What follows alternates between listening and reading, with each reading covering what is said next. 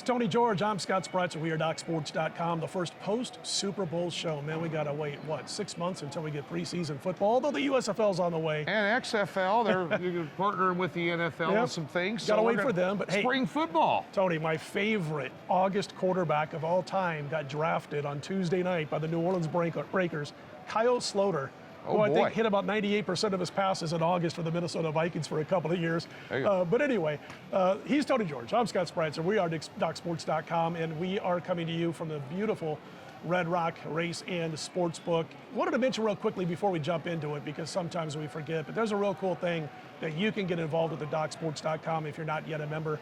Right below this video, there's a link for a $60 free account. If you click on that, you get yourself set up for those free $60. You can then use the $60 on any of our daily packages, Tony's, mine, anybody else on the roster over at DocSports.com. Let's talk a little college basketball. There's some big games taking place on Saturday. Kansas at Baylor, the defending champs hosting this one. They're looking for a little revenge.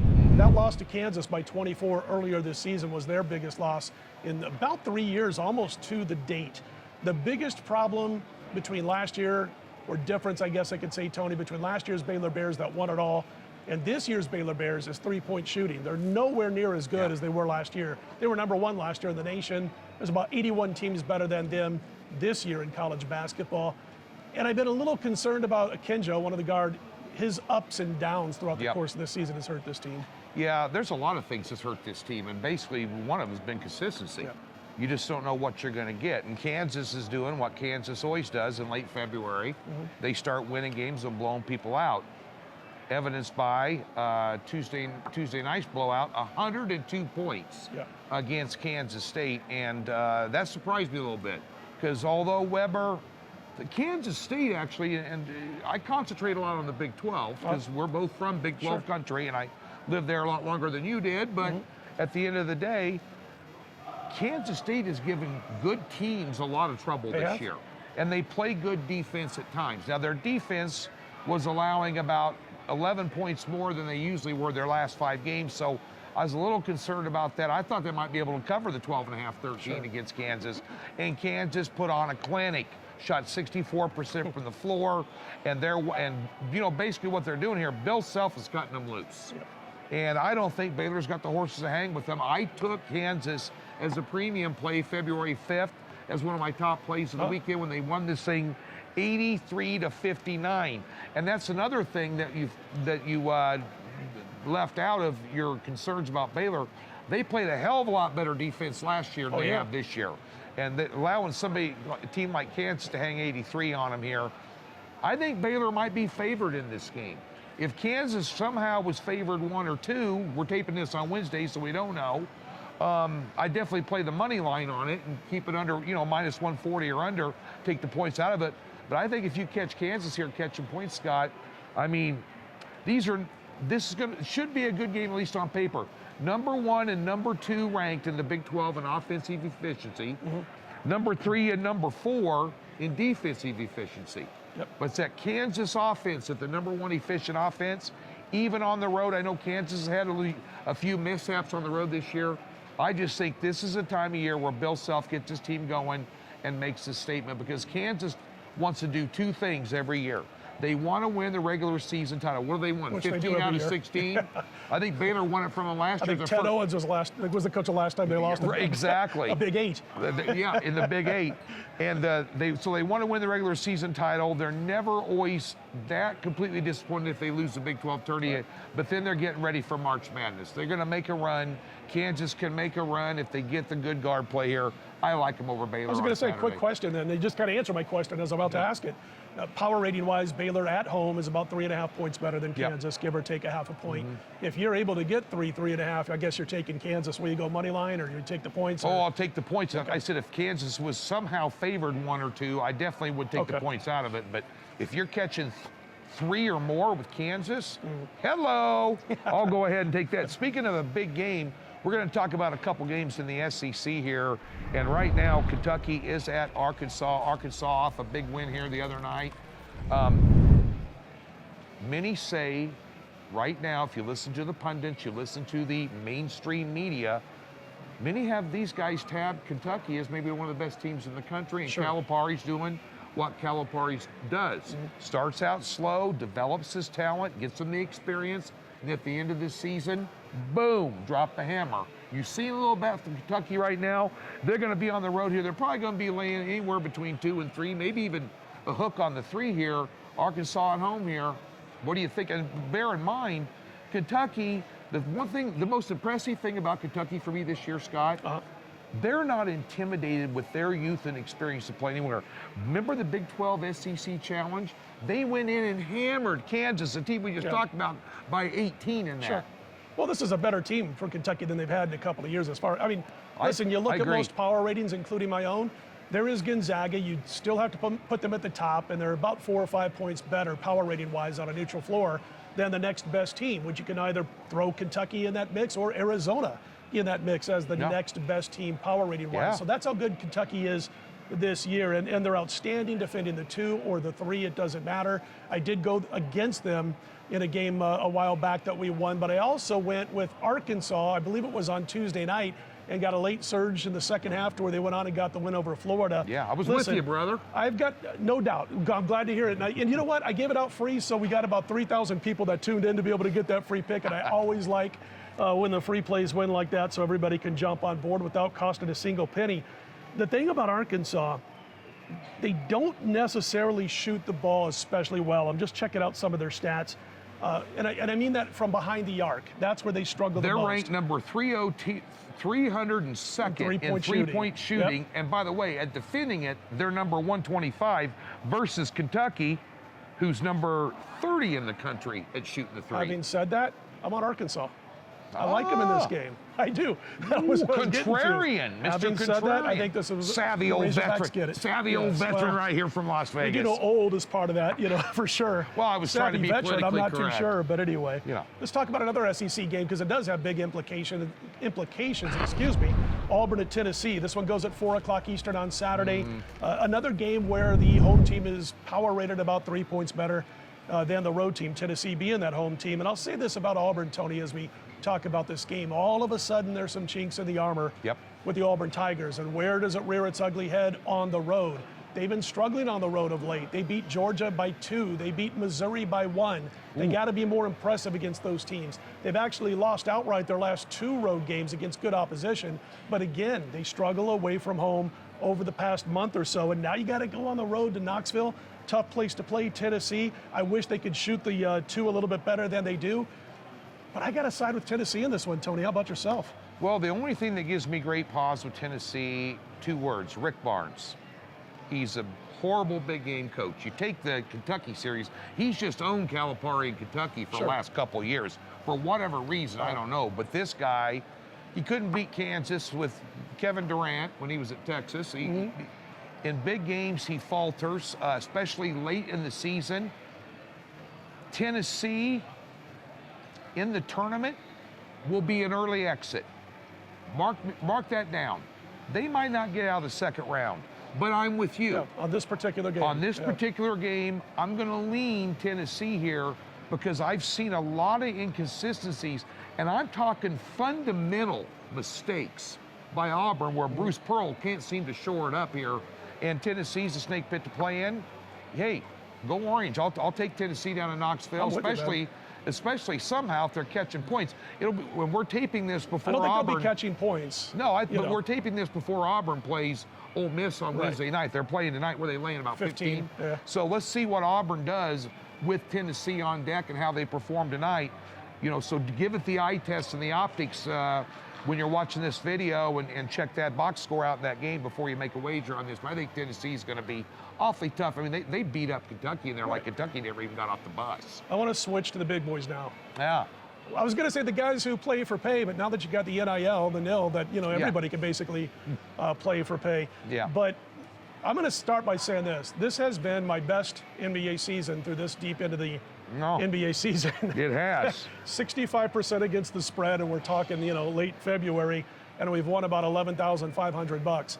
And unreal. Again, I keep here. I just keep knocking on wood. By comparison, I'm having a great NBA season, plus 52 units and plus 3130. That's like a week for this guy right now. It's ridiculous. We better be careful here. Congratulations. We were having lunch last week with Wade, of course, the owner of Doc Sports, and we're sitting there talking, and you might have left already. We were talking about runs in basketball, runs in football, and Wade was saying as soon as I compliment somebody, they go in the crapper, and I told him, okay, I got to get up and go. I got to follow Tony's cue and get the heck out of here because I don't want to hear it. Well, the check was coming, so I got out early. Well, that's you're good at that, though. You and Alan from 2.5 Men, okay? There you go. What is this? There you go. Always loses his wallet right before he, anyway, but he always orders and eats first. Oh, yeah. I'm just kidding. Delicious Parmesan crusted chicken. Hey, we had a good time. Yeah. But anyway, having said that, we're going to hope to keep it going. And you never know how long that's going to last. I mean, again, we hope to hit 55 to 57% as a bettor, as a professional bettor. So when you're hitting like this, you just keep on rolling with what's working. You don't try to fix anything that doesn't need to be fixed. Here's something I wanted to bring up to you. I was listening to a show the other day. The LA Lakers have had their adjusted wins total now at the All-Star break, so that's now adjusted to 38.5 wins. They've got 27 wins and 31 losses. No more Anthony Davis. But all they got to do, and I say that in quotes, all they have to do is go 12-12. Good luck. And they jump over that number. Good luck. I think you're going where I'm going. Good luck. luck. I don't think they get there. I don't think they get to 39 wins. By the way, what they do at the trade deadline? Nada. Nothing. LeBron James was pissed. I don't blame him. They didn't do anything to help him out. The only thing I do when it's betting around the Lakers, I'm either going to fade them or, depending on who they're playing, LeBron James usually shows up big games. If you can get some player props on him, total points for the game at like 25, 26 or over, he'll usually have a big game. But if you take a look at like 3 big name teams that have failed to meet expectations in the first half, it'd be the Bucks a little bit, it'd be the Nets for sure, and it'd be the Lakers. Of those 3, of that trifecta of great teams, which one would you say has the best, which 2 have the best chance of getting their win totals going? Well, it ain't the Lakers, it's going to be the Bucks and the Nets. I don't see the Lakers going 500 in the second half, Scott. They'd have to go 12-12 to get to this number. I don't believe they will. They have the 3rd toughest schedule over the remaining portion of the season. They're not good on the road. I mean, listen, I know it's still LeBron, but how much can a man do when you're going up against the 3rd toughest schedule in the league? And you know what? I think LeBron's pretty good at knowing when it's not going to happen. So there's 24 games. Maybe he misses 4 or 5 games along the way, knowing that this team is not going to get to that next level. He doesn't see eye to eye with Russell Westbrook. It's just not working out. They get blown. I forgot who they played. It was the Warriors or the Clippers or somebody. They were supposed to beat at home. They get beat up. The next night they go up and they play Portland. No Nurkic. McCollum was out. Right. Lillard's out. They go up there as an 8 or 9 point favorite and get blown out the next night.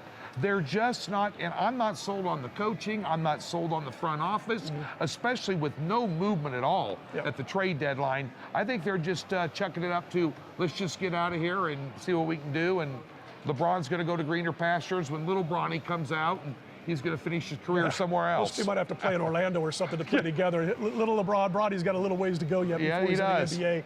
I was going to mention a prop to you, and I'll see if you got one here also, but I was looking at MVP for the NBA, and of course, you know who's the best, Embiid, guys like that at the top, the Greek Freak, 4-1 if you want a safer play on like the Greek Freak or Embiid.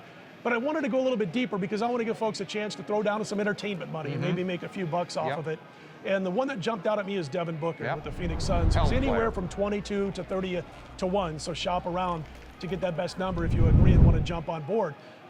It's great entertainment money. There's good value there. And Chris Paul is now out for likely the rest of the regular season. Now, you look at Booker, there was about a 20, 25 game stretch there a couple months ago where he was the high scorer for the Suns in about 50% of those games. But over his last, I think it's like 11 or 12, he's been the high scorer in almost all but one of those games. He's going to take over the scoring for this team. They're still going to get deep into the playoffs. They could win it all. They are built to win it all. And it might be a bit of a blessing in disguise for the Phoenix Suns that Chris Paul is going to be extremely well rested when he comes back from that thumb injury when the playoffs get going. But anywhere, Tony, from 22 to 30 to 1 on Devin Booker, it's not bad for some entertainment money. 2 things. Number one is, I agree with you that the number is off. Right. It should be a lot lower than that. So there's value in that number.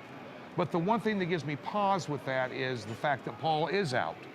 And Booker's going to command some more attention. They're going to, he's going to get more attention defensively, especially on the pick and rolls and stuff. He doesn't care. Man, Ayton's playing good ball. Phoenix is going to be right in the hunt again, by the way, folks. This is a great basketball team. I'm going to go with the plus 145 guy. I'm going to go average Joe, public, call me a square. Joel Embiid's having a hell of a year. Oh, yeah, I mean, he's the play. I think he's the play, or the Greek freak, but I'm going to go with Embiid. The question mark there is, now that James Harden's coming in, you know, and we're going to that, I don't know how that chemistry's going to work, but Joel Embiid has played about as good as anybody in the league this year, and I think it continues for them. So that's kind of a little lean on that. Anything else before we wrap this up? Well, just anything, do you have any sleepers in the East, but on the futures to win the NBA East? Because I've got one for you. Well, I like the Chicago Bulls at a high number to get in there. Levine, DeRozan, Ball, and Billy Donovan's doing a hell of a job of coaching. These guys were 35-1 at the beginning of the season, and now they're anywhere from 12 to 15-1, depending on your outlet right now. The books are kind of catching up here a little bit. This is a good basketball team. And DeRozan's not a bad idea if you want to throw some entertainment money on a potential MVP, because if they stay healthy and do well, he's going to be in the mix, and you're going to get a decent price on him. As far as a sleeper, of course, like Chicago, 16-13 on the roads. I'm kind of like this about, but it's not bad, especially when you consider the injuries they've dealt with too. Miami, I talked about it a little bit with the video with Chuck Esposito. They're around 10-1. And again, I think Eric Spoelstra is one of the top 3 or 4 NBA coaches. Very underrated. Oh, the last decade at least. You've got Jimmy Butler. You've got a good veteran there. You've got Adebayo. Wish he was a little bit taller. But you've got some key players for this team. Harrow, he's going to get you 20 a night most nights when he's healthy. That's a team to watch out for. If Durant doesn't come back completely healthy, Miami's a team that's going to be reckoned with. And I'm not shocking anybody. By the way, I always look for teams that are top 10 in offensive and defensive efficiency at the end of the season when they go to the postseason. Miami's top 7 in both of those categories. Yeah, that's like that 200-200 club in college football. If you got a team running the ball 200 and throwing 200, and they're laying less than a touchdown, guess what? You're going to take them. The only thing that the number is great at 10-1. Here's the problem. Can they stay healthy? Because they haven't been healthy all season. Miami, more so than most, though. It just seems like they're hit and miss. If they get everybody on the floor, that's a very dangerous team. And that's one thing I don't handicap is, can they stay healthy? Because you don't know. I mean, again, it's like one of those situations where every team in the NBA, you can say, can they stay healthy? If Embiid gets hurt and he misses a lot of time over that's true. Then all of a sudden you got Philly watching the playoffs when they get deep into the playoffs instead of playing in them. So, but I think Miami 10-1. I like your Chicago in that 12 to 15-1 range. I think that's a decent play also. Well, we like the long shots, and folks, don't forget, Scott had mentioned earlier about the free play videos that Runny's on. Be sure and tune into our YouTube channel. Not only these videos, but Scott, myself, Doug Upstone, Rafael Esparza, IC, Arun, Indian Cowboy. We give you daily free pick videos out there every day on our YouTube channel, so be sure to go up, thumbs up, and subscribe. And if I lose a free play, you can thumbs down me if you want to. I get it. But nonetheless, it's a good way to interact with us, too, because the comment section will answer your comments if you leave something there. That's respectable. Wanted to mention also, I turned on hosted a daily radio show recently. I really like working my hours, which are crazy. I basically work from 9 p.m. till about 2 a.m. Pacific time. And doing daily radio shows kind of intervene with that, with the beauty sleep, which I lost a lot, as you can tell, over the course of my life. But anyway, because of that, I've been talking to the powers that be over at DocSports.com, and we are going to start doing some regular live videos. And I'm going to let you chime in and talk. Be nice. You can slap me around a little bit if I've been on a losing streak, but play nice, and I'll play nice with you. But we'll talk a little bit about those live videos. Tony, real quick, tell them about that $60 free account. Free $60 parked in any new account. Click the link in the description below. Look, it's no obligation, no strings, no one's selling you anything. You get a free $60 daily packages or $30. So say Scott's got a triple header in the college basketball or the NBA, it's free. You can test him out with the premium plays for free. All you gotta do is click the link in the description below. We'll park $60 in a new account, and you can check out Docs and myself, Scott, and there's 10 other guys on the roster, and all of them are damn good cappers. So come over and check us out. Plus all the free content over there as well, because 95% of the stuff on the website is free. Absolutely. And we'll be here, by the way, every Wednesday throughout March Madness. Yes. So be sure to check out. We were going to say baseball, but we don't know if there's going to be a season yet. So yeah, I don't know if I'm going to be talking AAA or college baseball as much as I love it, Tony. But anyway, KBO. I'm not doing. Listen, when I said I like to work 9 p.m. to 2, I like to wrap things up at 2 a.m. Pacific, not start watching my bets at 2 a.m. Pacific. You don't want to start sweating out games, drinking scotch at 2 in the morning. morning. I did that a couple years ago. I did that a couple years ago. He's Tony George. I'm Scott Spreitzer. Come down, check out the Red Rock. Check out DocSports.com. And listen, let's put them in the win column, everybody.